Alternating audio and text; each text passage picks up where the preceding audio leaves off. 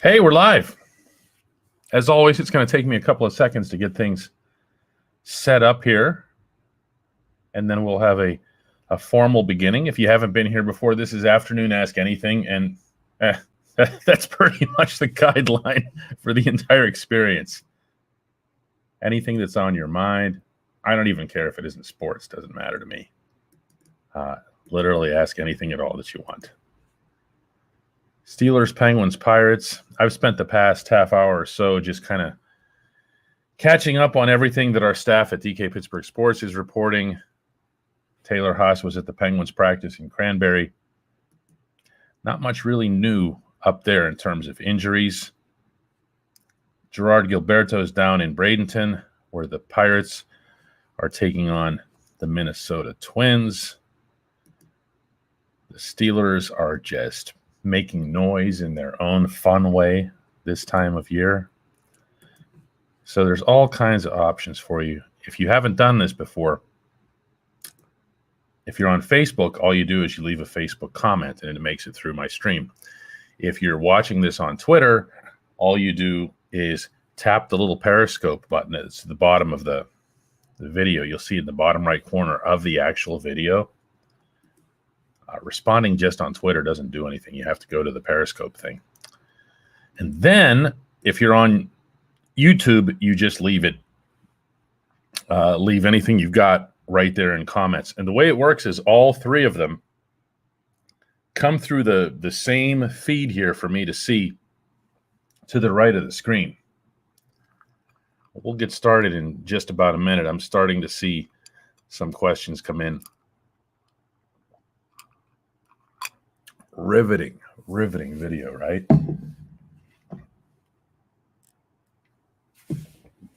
All right, let's give it a try here. Well, hello and welcome to Afternoon Ask Anything. I'm Dejan Kovacevic of DK Pittsburgh Sports, and this is where we just do this thing back and forth. Whatever is discussed on the show is up to you, which really I kind of enjoy because I don't want to think of more stuff. I do 3 daily shot podcasts every day, one each on Steelers, Penguins, and Pirates for the DK Sports Radio Network. And I do have to think of those.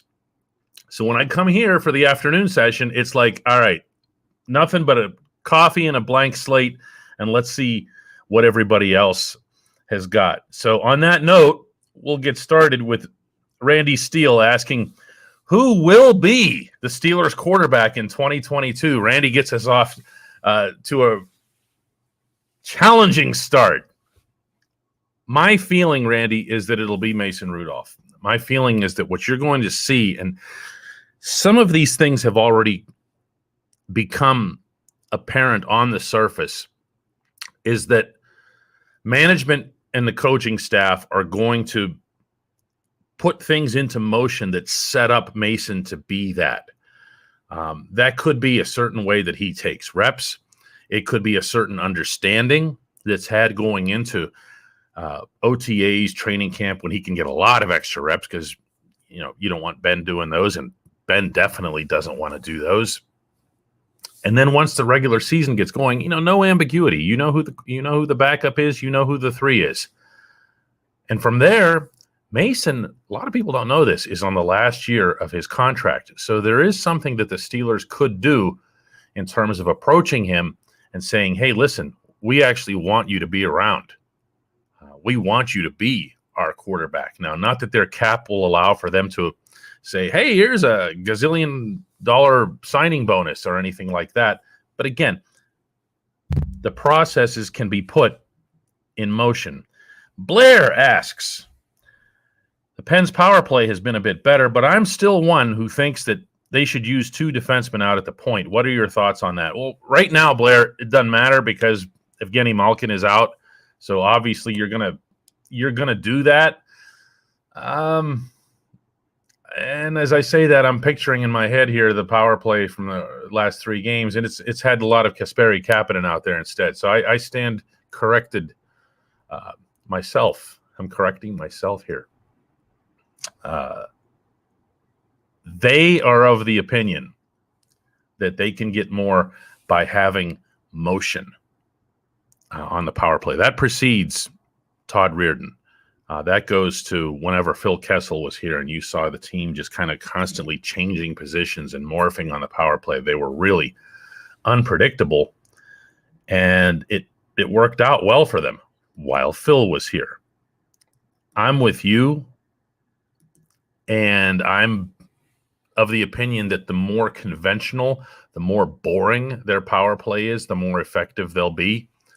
For every tic-tac-toe, tac-toe, tac-toe power play goal that they get, they also have passes intercepted and easily cleared. You'd like to see them be more of a straightforward type of get it back to the point, gun it, and make sure you've got bodies at the net. But then, you also have to work. You have to work with the personnel that you have at hand. And if you want superstars, you got them. You got to adjust. This one comes from WRV, who asks, why? Actually, I want to try to put it in the voice that I think he's asking this. Why does Jankowski get a regular spot for the Pens? People are hurt. That's it. There's nothing else to it. Centers are hurt, and there aren't centers to replace him. This is why every time I've brought up a criticism of Jankowski and a related criticism of Ron Hexdall and or Brian Burke, I'm doing so within the context that they got to go to the outside. The answers aren't here. Radim Zahorna was a full participant in the main practice today and was taking regular shifts not only on the fourth line, but also on a second power play unit, according to Taylor Haas out in Cranberry. But he's not a center. You need centers. Brian asks, DK, what do you think about moving up in the draft for a running back through a trade of their number one pick, an established back? Something similar to the Bettis deal, maybe an instant fix. Well, you'd have to have a target in mind. I mean, you can ask questions like this in a vacuum, and I can say, oh, absolutely not. But then, if it's Derrick Henry, I say yes. If it's Saquon Barkley and he's fully healthy, yes. So these things are tough to ask like in a general sense. My feeling as to the likeliest occurrence here is that the Steelers will use the 24th overall pick into a running back. Whoever out of Najee Harris or Travis Etienne happens to fall their way. Or they'll just take one of those offensive tackles, or they'll freak all of us out and take another linebacker. Men of Pause asks, why is it Nelson's responsibility to seek a trade? Isn't that the GM's job? It is, although this is a fairly common practice in these events. You're doing something that's respectful. You're saying, hey, we're not just going to get angry with you and dump you off on the Jets or the Jaguars or someplace where you don't want to be and you have no chance of winning. So you talk to the agent and you say, hey, you guys scout around, see what's available. And then from there, the Steelers obviously have to come in and do the closing. In this type of event, you have to understand that the return isn't the thing. All you're doing if you're the Steelers is you're moving a cap hit. You're not getting value for value. You're moving a cap hit with Nelson. That's the big thing here. So what they're getting back really isn't the issue and is not something that the agent would be negotiating. They're looking for a place that does right by the client, meaning the player. Matt asks, what's your go-to dish at Permanis? My go-to dish at Permanis is roast beef. And when you walk into Permanis, this is going to sound like they're a sponsor of ours, and they're not. When you walk into Permanis, by the way, when I say Permanis, I'm talking about the one that's a block and a half in this direction. It's the only Permanis, the original Permanis. Although I also like the one in Market Square downtown. You walk in, don't ever look at the menu. Don't be that person unless you're actually a tourist. You know, it's like walking into McDonald's and looking up at the menu and going, you know, just don't do it. Don't do it. I walk in and I say roast beef. Now, that said, there's a special dish that if you ask Mike on the night shift that he can whip up for you, and it is out of this world. Tell Mike I sent you for the special dish. This is only at the Real Permanis. And by the way, you can tell that Permanis is not a sponsor because they hate when I call it that, because I've heard from them. What do you mean? We have lots of locations, and all our workers work very hard. No, I'm sorry. There's one Permanis. Jake asks, what fourth line center would you want the Penguins to pick up for bobblehead potential alone? I didn't see where that question was going to be heading. Fourth line center for bobblehead potential. You're not going to get a fourth line center who has bobblehead potential. But to swing this back to an actual hockey thing, what you can do, Jake, if you're Hexdall and you're thinking ambitiously and at the same time creatively, is don't think of the Teddy Bluger line as your third line. Think of them as your fourth line, which is something that I feel that whole group is better suited for anyway, the way Sullivan uses them. Kind of the way the Islanders use the Casey Cizikas line. You know, they're looking for energy, boom. They're looking for somebody to check the other team's top line, boom. Whether or not they're actually New York's fourth best line hasn't mattered for years. They actually love that label. They embrace it. There have been times when they've been the Islanders' very best line for long stretches, and they still call them the fourth line. Just kind of an identity thing. Have Bluger's line become that and build yourself a third line that can score. So, if it sounds like I'm getting at that maybe they should go and get Eric Staal from the Sabres as a rescue operation up I-90 in Buffalo, go nuts. Go get him. I don't care that he hasn't scored in more than a month for Buffalo. As a scenario like what's happening up there right now will drag everyone down. And concurrently, once you get that player out of there, you'll see all of a sudden that player start performing with some joy and having fun again. It is a game. It's supposed to be something you enjoy. Get Eric Staal out of Buffalo and then surround him with a couple of wingers who have some touch. Maybe that's Jason Zucker, right? If not, maybe it's Jared McCann. Find a way to make that work. Make it as a third line, not as a fourth line. And Eric Staal, by the way, I'm sure has had bobbleheads made of him anyway. So I managed to put that all together here. Jeremy asks, DK, do you think there's a possibility that Steven Nelson isn't going anywhere? That I thought he would be gone over the weekend. No, he's gone. I mean, you don't reach this point where the team tells you to go seek out a trade. That is as much of a done deal as is possible. It's now just a matter of who executes it. And right before I got on here, Nelson put something on Twitter saying, you know, please don't hold me hostage, which sounds like he and his agent have found something that they think is an appetizing deal that maybe the Steelers don't, or maybe he's taking a preemptive strike, whatever it is. It's Steven Nelson. He's not that big a deal. Eric asks, are the Pirates pretty well set on an opening day starter or no? Wow, I wouldn't be. Are you? I mean, I'd thought for months now it was going to be Mitch Keller, meaning ever since they made all the trades, Musgrove, Tyon, and everything else. But he hasn't done anything to earn that. And even if you set aside the symbolism of it, do you really want him pitching your first game and setting your tone for the season the way he's pitching right now? I understand that it's just spring training, and I understand these are just spring numbers, but when you hear Keller himself, Oscar Marine, and Derek Shelton all acknowledging that his principal issue is fastball command, meaning straight ball is not going where straight ball is supposed to go, I don't want to start my season like that. You know, in that case, I would throw out the pageantry of it all and just say, listen, all I want to do on April 1 at Wrigley Field is beat the Cubs. I'm not worried about pumping Keller's tires. I'm not worried about Who's going to do the interviews the day before back on Pittsburgh TV and whatever. I don't care about that stuff. I want to win the game.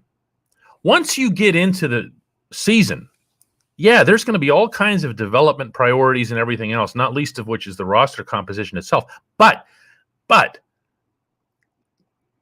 put these people on the field, and they just want to win the game.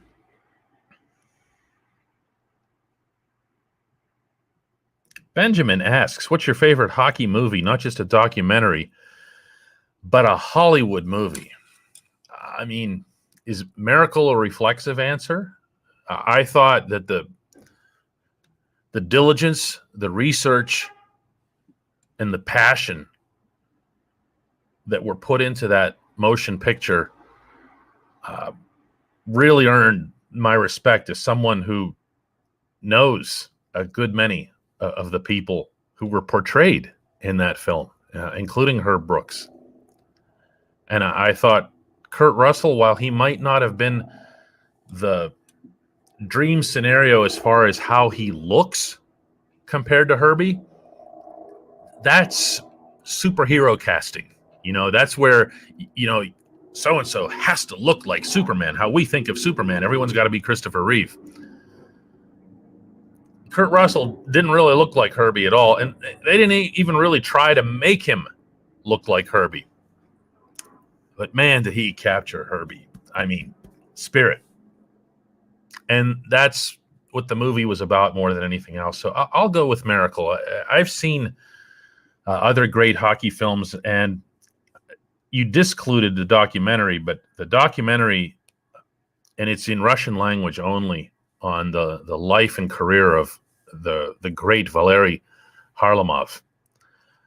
I saw it on an Aeroflot plane flying from Moscow to Sochi for the Olympics. Our flight stopped in Moscow, and we changed to Aeroflot, and they showed this film.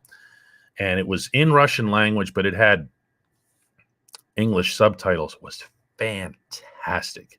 It's even pre-Central Red Army hockey. But what a story that was. Look that up. It shouldn't be that hard to find. For anybody who's new here, we do this afternoon Ask Anything session live on streaming video every day at 1:30 p.m. And very quickly after that, we whip it up into a podcast that goes out on DK Sports Radio that you can listen to on your drive home. That's what it is that we're doing here. It's Monday through Friday for anybody who just came along. And what the heck is this? Dave Gormley asks, it's 2026. The Pirates are really good. The Pens are marginally bad. Do Pirates pass the Pens in popularity? I have a question back for you, Dave. Is there any city in North America that does more agonizing over stuff that's going to happen in 6, 7, or even 10 years than ours? We are obsessed with this stuff. I understand that this happens more with the Pirates than any other team, where we watch Brian Hayes right now out on a field. And the first, not the last, the first thing that pops into a lot of people's minds is, I'm not going to be able to enjoy him in 6 or 7 or 8 years when he's traded to the Yankees or lost to free agency or whatever. Who cares? Watch what's happening right in front of you. I'm not talking to you, Dave. I'm not giving you this tone. I just mean in general. This stuff drives me nuts. Everything is about what's going to happen in 5, 6, 7 years. The same thing applies to the Steelers and Ben Roethlisberger. We've been fretting over the end of Ben for years now. And you know what? Ben's still here. We've been fretting over the end of the Sid and Gino window for a long time now, like pretty much since the conclusion of the Cup in Nashville. Oh no, it's the end of Sid and Gino. This was their last Cup. Enjoy them while you've got them. They're right there. They're still there. They're still making great plays. Enjoy them. It's not the... Do the Pirates pass the Pens in popularity? I'll actually answer your question, Dave. The answer is no. The Pirates have their own Oh boy, it's easier to do writing because you can just stop and look up a word. I'm trying to think of the right word here. Yeah, here it is. They have their own innate place in our public consciousness. I've always believed this about the Pirates. What you saw, the blackout game, and what you see anytime the Pirates are good, and I'm talking, dude, like a 4 or 5 game winning streak, is the city kind of revives that part of us that understands that this is their 135th year of existence. They're more a part of our city than our library system and our symphonies. Okay, they are a franchise that's been around almost twice as long as the Steelers have, 3 times as long as the Penguins have. They're part of who we are. When you go around the world, yes, people talk about Steelers first. But when you talk about an individual, it's Roberto Clemente first, even ahead of Mario. They are part of who we are. I didn't answer your question. I didn't answer it on purpose. Mike Hamilton asks, where did you get that shirt? My shirt says 6 feet, Jagoff. I got that right over around the corner on Penn Avenue from a strip district vendor. He does business at the corner of Penn and 20th, real close to Allegheny Coffee and Tea. He's a great, great guy. In addition to being a subscriber to DK Pittsburgh Sports, this is one of his lesser shirts. He's got way better shirts than this, and I really like this one. Alan Belomo asks, concerning the quarantine, whose athletes were the most harmed by the shortened sports seasons and the lack of minor league or college games? I'm going to go off the reservation with this answer, Alan, and point out that the real losers of shortened sports seasons and minor league and college games were high school athletes. And within that, Olympians as well, although we'll see that, the IOC looks really, really determined to get the Tokyo Games off the ground. But in high school, there's no going back. There's no next year. There's no, we'll just adjust the schedule and play in the fall or anything like that. When you lose your season in high school, you lose it. And for a lot of high school athletes, that is the end of the road. With every level that you ascend, you dwindle the pack. If you think about this, you can be a very good running back in the WPIL, or better than that, WPIL or City League, and you still only have this much of a chance to play at a place like Slippery Rock or Edinburgh or W&J. So only the best of the high school guys go on to play at the next level. Otherwise, for everyone who's in high school, it's just for the joy of it. And for them to have lost their seasons, whether it's basketball, hockey, they did play football. Those are the ones that I feel for the most. Way, way, way, way more than the pros. Billy asks, do you think the Penguins roster, when fully healthy, has what it takes to make a deep cup run in 2021? No. I guess that would depend to some extent on your definition of deep. To me, deep is getting to the conference final. The Penguins could, with this group, get to the conference final, because what you'd have to do is get out of your division, and they are currently a combined 8-4 against the Capitals and Islanders, the 2 teams ahead of them in the East standings. But to me, it still feels like it would require an upset or Tristan Jarry playing out of his mind, which has been a lot of what's happened when they faced the Capitals and Islanders. That's not to say that this is the set-in-stone prediction. Roster changes can still happen. Player performance can still rise up. Evgeny Malkin showed that he looked like the star version of Gino right before he got hurt. So these things can change. But you're asking me right now, and my answer is no, and that it would require an upset. Pit Fan asks, how do you have all the energy with all of the extra podcasting? Keep up the good work. Well, Two answers to that. One is this. That is a triple shot in there. And the other is that this isn't work. This isn't the job. This stuff is easy. I have had subscribers to DK Pittsburgh Sports say, if you do all this podcasting, how are you going to write the columns? The columns are what, were the foundation of creating the actual website. And my easy response to that, and anybody in this business would back me up on this, columns take way longer and way more effort, a lot more patience, angst, fingernails chewed off, pacing out in the hall, splicing of videos, researching through game video to make sure that you can support a point. If I'm going to rip Mark Jankowski, as I did following the Penguins game the other day, I need to do my homework. I watched the game live. I know what I thought live, but I wanted to see some of these same plays again. So notes that I took during the game, I get back home. We're not allowed to stay in the arena in Corona time.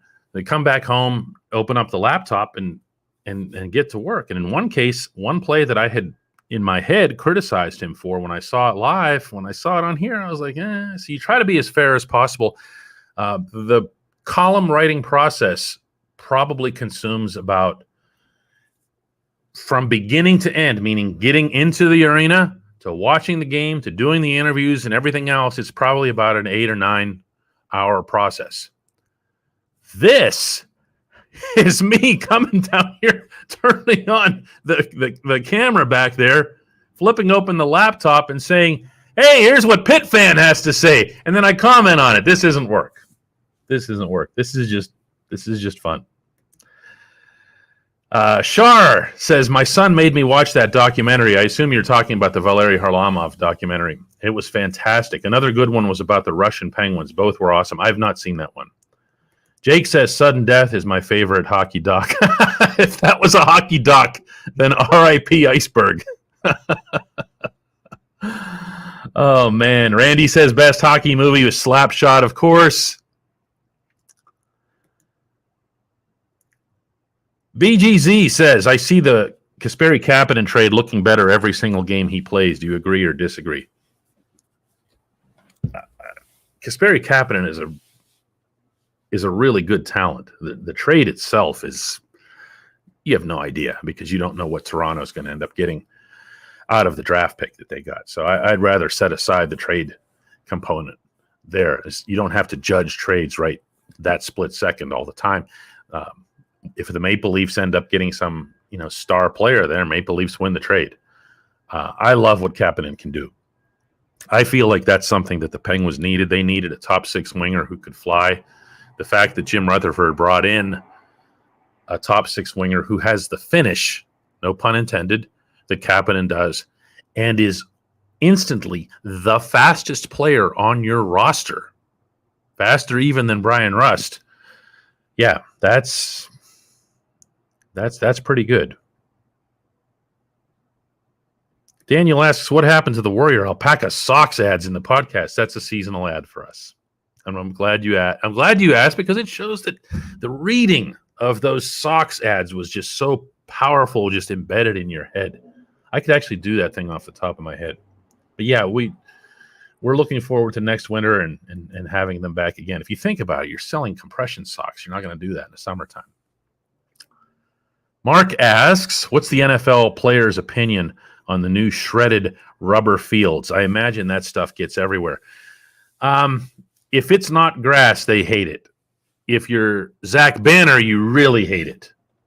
If you're Zach Banner and the several other players who got hurt in East Rutherford at MetLife Stadium, you also really, really hate it. Football players want grass and dirt. They feel like grass and dirt, even if they're uneven or divots or whatever else here, that they have an honest twist and turn to them.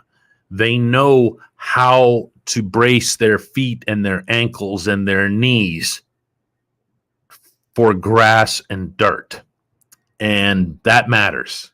That matters a lot. Now, that's not to say that players don't get hurt on grass as well, or on the hybrid fields as well. Bud Dupree was hurt right here at Heinz Field. And again, I don't know that that was surface related. I've never heard that it is. I'm just throwing it out as an example. Players get hurt all over. But when you see a preponderance of players getting hurt at one place the way they were at MetLife Stadium,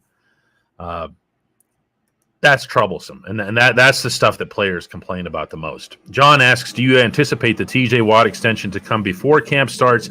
And do you think he'll be the highest paid defensive player in the NFL? I do not believe that he'll be the highest paid defensive player in the NFL. I think that one of the conveniences that the Steelers have in Aaron Donald having signed his extension beforehand is that AD is right there kind of setting the bar for the league. And the Steelers have always maintained a stance that they don't look at the rest of the league for their bars. That was something that when Craig Patrick was the Penguins GM, my goodness, he used to make that case so passionately.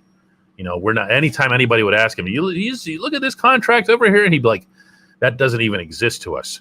Our contracts are set within our own framework right here as the Pittsburgh Penguins. The Steelers have done a lot of that application themselves. And I think you're going to see TJ. I don't know that it's going to be this summer, but you hope that it is, you know, especially after the way this offseason has gone to date. You do have to make it work, though, within the current cap structure. And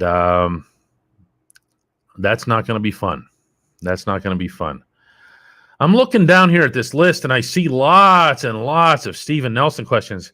He is just not that important.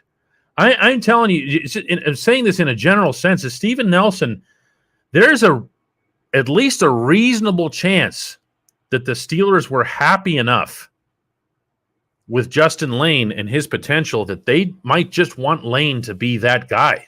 You know, I understand where the cap thing is, and I understand that if all things are being equal, you keep Nelson, but let's not overplay him. He was not that good in 2020. He was in 2019. We have time for just a couple more. Liam asks, do you think Ron Hexdall will be aggressive at the trade deadline to improve the bottom six? No, absolutely not. Here's why I answer it that way. You don't have to be aggressive to improve the bottom six. That's part of it.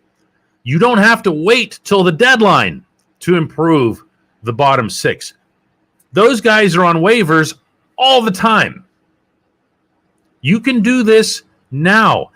And now is when you need it, because now is when you're doing all these Devils and Sabres and everything else while you have guys injured. Put these points in the bank. The best way to do that, is to shore up right now.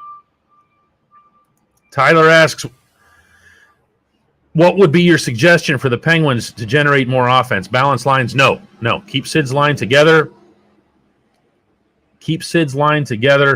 I've thought about it, but then you start diluting everything, and nobody wants that. Jeffrey says it's being reported that Nelson has been cut. Daniel says Nelson was just released. See, this is the fun of doing this live. Okay, bye. I mean, I don't have anything to say here about this. I wanted to see the defense kept intact as much as humanly possible. I wanted to see the secondary kept intact. But when you're getting into isolating on just one guy, out of the players that they've lost, Bud Dupree, Tyson Alualu, Mike Hilton, even releasing Vince Williams, Nelson is 5th of 5 on that list. I'm not saying that to be mean. I just believe that.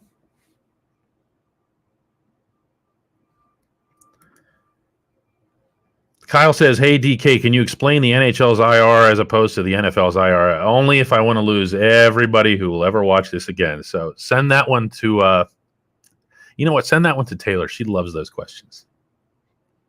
Mike says, is that a Santonio Holmes bobblehead? It is. It's Santonio actually making the catch in the end zone. You can almost picture the 2 or 3 Cardinals right behind him in the right corner of the end zone. I'll set him down here. All right, one more good one.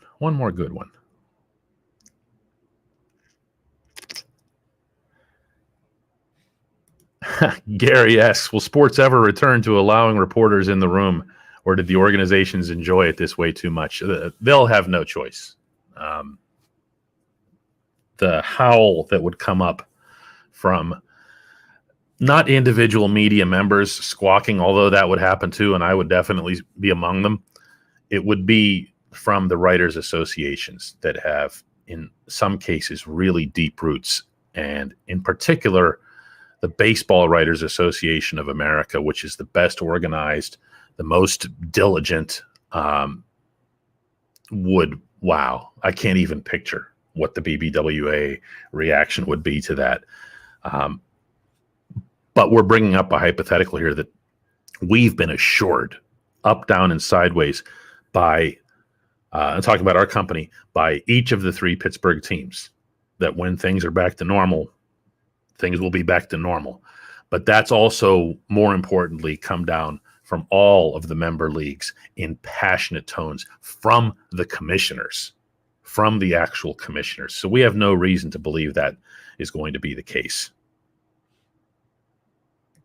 Eric says, thanks again for doing this. I look forward to it every day. I actually do too, Eric. This is fun. As I said earlier, there's work and then there's fun. This part is fun. For anybody who came late, we do this every day at 1:30 p.m. Every weekday, and you can watch it on Twitter, Facebook, and YouTube as it happens. And then right after that, when it's done, as soon as I hit end broadcast on this screen, we'll put it together as a podcast and get it out onto all of our various podcasting platforms. If you are not listening to my daily shots each day, I have one each on Steelers, Penguins, and Pirates. Give them a chance. People like to complain around here about not having a choice in sports radio or all the hot takery and everything else that goes on. I'm not saying that mine's better or worse or whatever, but I'd like to think that it's in my alley. I've done this job a certain way for a really long time in this city. Give it a chance. It's available on all podcasting platforms, whatever your preference is. And of course, make sure you check out all of our coverage on DK Pittsburgh Sports. Thanks again for being part of this.